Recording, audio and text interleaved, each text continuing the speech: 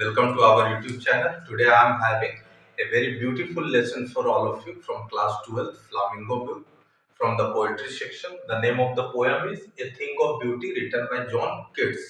एक बहुत ही खूबसूरत पोयम जो एक्सप्लेनेशन सही ना होने की वजह से बच्चों को डराती है और आपको ये समझने में थोड़ा मुश्किल आता है।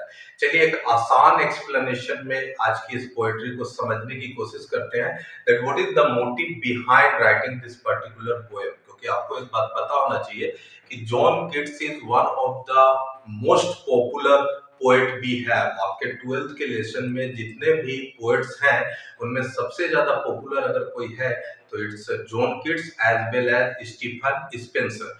तो चलिए, जब ये इतने पॉपुलर पोएट्स हैं तो क्या आपको जो पोएट्री दी गई है वैसे ही वैल्यू बेस्ड नहीं होगा, ऐसा सवाल ही नहीं होता।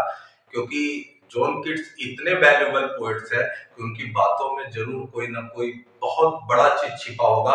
उसी को आज हम समझने की कोशिश करते हैं। चलिए आइए देखिए, पहला लाइन ही आपका कि ये thing of beauty is a joy forever. जिंदगी में हमारे को कभी भी कोई भी खूबसूरती दिखती है ना तो हमारे को वो खुश कर देती है। बहुत सारे लोगों को आपने देखा होगा, उनको रोज देखना अच्छा लगता है। लोग भीड़ लगा लगा करके ताजमहल देखने को जाते हैं क्योंकि ब्यूटी का रिलेशन ही होती है हमारी सेटिस्फैक्शन से।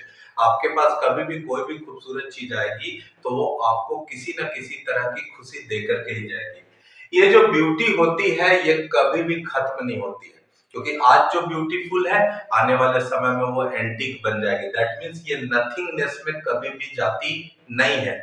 ब्यूटी को हम इतना ज्यादा इंस्पायर्ड होते हैं और अपने जीवन में उतारना चाहते हैं कि हर सुबह इंसान जब उठता है तो वो फूलों को खोजता है, फूलों को तोड़ता है, उससे माला बनाता है ताकि उसकी जिंदगी इस खूबसूरती की मदद से उस उजाले की ओर आगे बढ़े, जिस उजाले में खुशियां हैं, जिस उजाले में आपको कह सकते हो इस तरह से कि उसमें आपका सक्सेस छिपा हुआ होता है और एक ऐसा एटमॉस्फेयर खुशी आपको देती है, ये सुंदरता आपको देती है जो हर इंसान जीवन में चाहता है।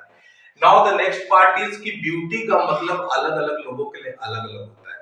हो सकता है कि रेगिस्तान में खड़ा एक बबूल का पेड़ आपके लिए कोई मायने न रख रहा हो, लेकिन वो बबूल का पेड़ जब उस रेगिस्तान में घूमते हुए इस सिंह को, इस भेड़ को जब वो छाया देता है तो शायद इस भेड़ के लिए दुनिया की सबसे खूबसूरत चीज उस बबूल के पेड़ को ही माना जाएगा।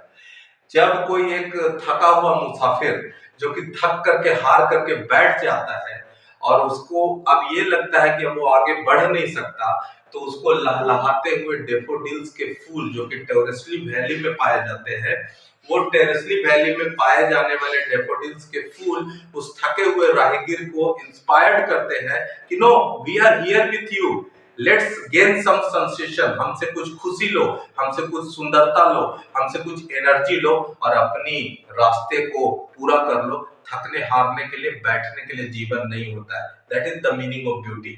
जब वो एक राहगीर जंगल में भटकता हुआ खो जाता है, हार मान लेता है, just like your red trap lesson में आपने देखा होगा जो कंडीशन पेडलर की हुई थी जब वो 30 क्रोनर्स चोरी करके भागा था। जंगल में अक्सर लोग फंस जाते हैं और अपना रास्ता भटक जाते हैं, तो उस जगह पे जो मस्क रोजेस होते हैं, कस्तूरी के फूल जो कि बहुत ही खूबसूरत ढंग से फुलाते हैं और वो उस राहगीर को, उस थके हुए इंसान को इंस्पिरेशन देते हैं कि now this is not the time to wait, this is the time to just अपने अंदर की ताकत को इकट्ठा करो और अपने रास्ते को पूरा करो।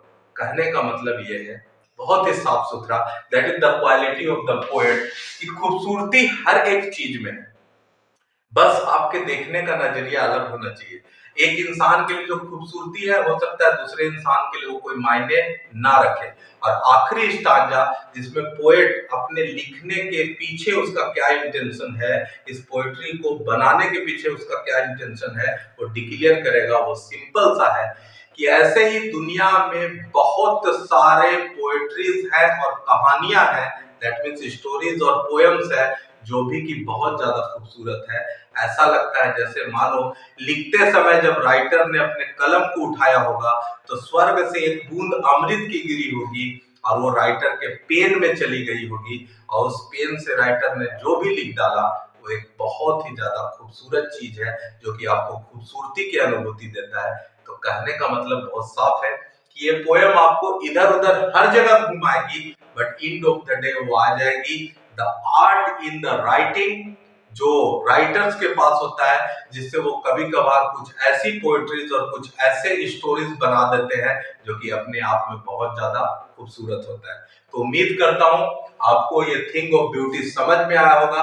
इसकी सारी लाइनों को आप ध्यान मत दीजिएगा, बस केवल एक बात को ध्यान दीजिएगा जो लास्ट का स्टांजा है कि मानो अमृत की कोई बूंद स्वर्ग से गिरी और वो राइटर के उस पेन में चली गई, और उस पेन से राइटर ने जो भी लिखा, चाहे पोयम लिखा या कोई स्टोरी लिखा, वो एक बहुत ही खूबसूरत आप पीस ऑफ राइटिंग उसको मान सकते हो, and that is the main motive behind a thing of beauty. So अगर आपको ये अच्छा लगा हो तो लाइक कीजिए, शेयर कीजिए, सब्सक्राइब कीजिए। Thank you.